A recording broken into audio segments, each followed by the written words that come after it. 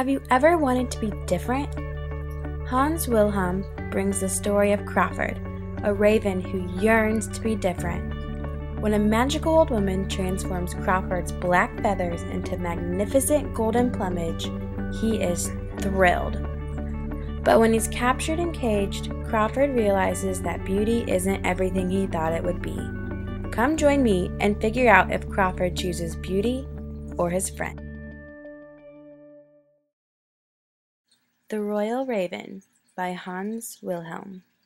Crack! The egg popped open and out came Crawford. "Here I am," he crowed. But there was no reply. His mother was out looking for food. He was all by himself. There was nobody to make a fuss about his arrival. Then came an even bigger disappointment. Crawford saw that he was a boring-looking raven like all the others. Deep in his heart, he felt he was special. He tried to show how different he was. "Look at me," he said, but nobody ever paid any attention. At first, Crawford was furious. That didn't help him much. Then he began to feel sorry for himself. Every time he caught sight of his ordinary raven's feathers, he wished he looked different. "Why can't I look like a swan, or a cardinal, or an eagle, or even like a silly little hummingbird? Anything would be better than this." Every day, Crawford came up with another idea to improve his appearance, but it was no use. Nothing seemed to be just right. "I have to do something more drastic," he said as he flew off into the deepest part of the forest. There he called upon an old woman who was known for her special powers. Crawford came right to the point. "I'll do anything for you if you can just make me different. I want some color, some flash, some razzle-dazzle." "What can a silly raven like you do for me?" the old woman sneered. "You're no good at all." She paused. "However," she went on, "I might use some of your tail feathers to spice up this brew." "Done," said Crawford, and he plucked out some of his longest tail feathers and gave them to the woman.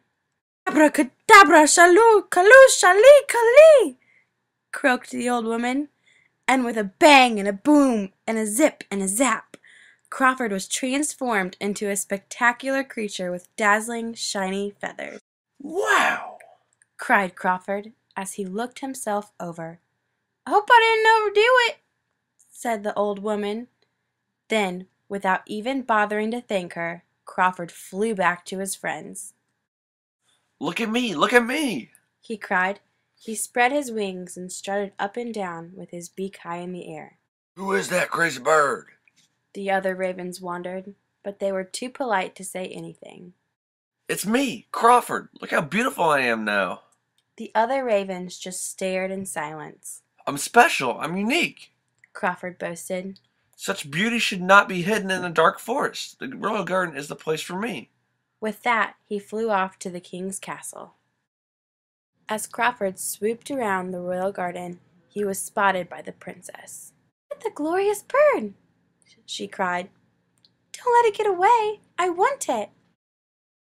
Crawford was caught and tied to a golden chain. Proudly, the princess showed off her new treasure. Crawford didn't mind in the least. After all, he was now part of the royal family. What more could he have wished for? He had it all. Dazzling beauty, lots of attention, and a wonderful place to live. Unfortunately, the royal raven's table manners left much to be desired. He lost a great deal of his popularity when he caused a major ruckus in the royal dining room.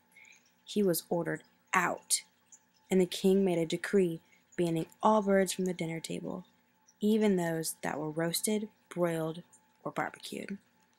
Crawford was banished to a huge golden cage that stood all alone in the royal garden.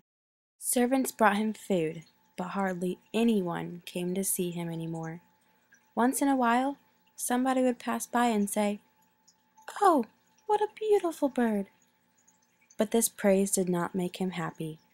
Each day Crawford got sadder and sadder.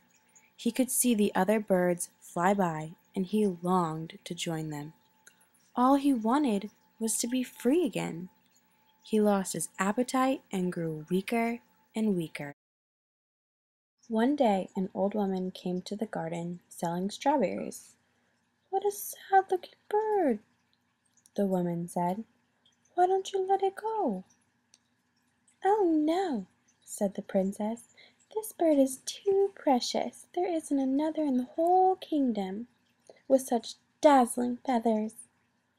"Oh, I see," said the old woman. "So you keep him for his razzle-dazzle?" Suddenly, Crawford understood what he had to do to gain back his freedom. He began to pluck out all of his beautiful feathers one by one. When the princess saw what he had done, she screamed, "Get that horrid bird out of my sight!" That was exactly what Crawford wanted. The guards opened the door of the cage. At last, Crawford was free again. Crawford sure looked different now, but he wasn't worried.